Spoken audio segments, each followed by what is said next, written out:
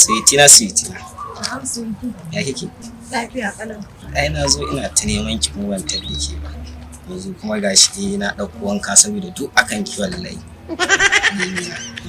Ina ta so a rayuwata ina ta sauri a ce na zo wajen ki mun haɗu da ke saboda in dai kika zo kika ga wankan nan na ki ce da ni yayi kyau to na san dole in ji daɗi wallahi. Ai kyau. Allah ya yi na. Dole in yi kyau ne saboda na san ba ni da matsala in dai kin ce na yi kyau to na ma fita waje aka ce mun wai ban yi kyau ba duk bana damuwa in dai akan ki ne. Dan ni kai ba abin da ma ni nake tsoro a rayuwata.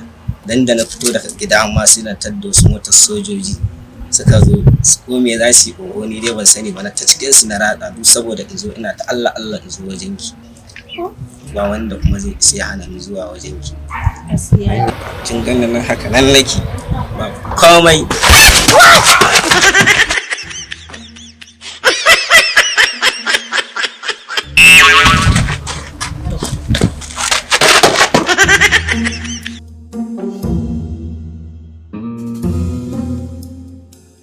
Kai, to wannan lafiya yake gudu?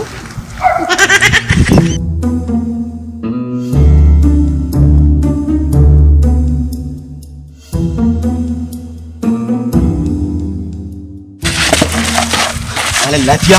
Wasan tsere muke? Ayya wasan tsere. Wasan tsere muke?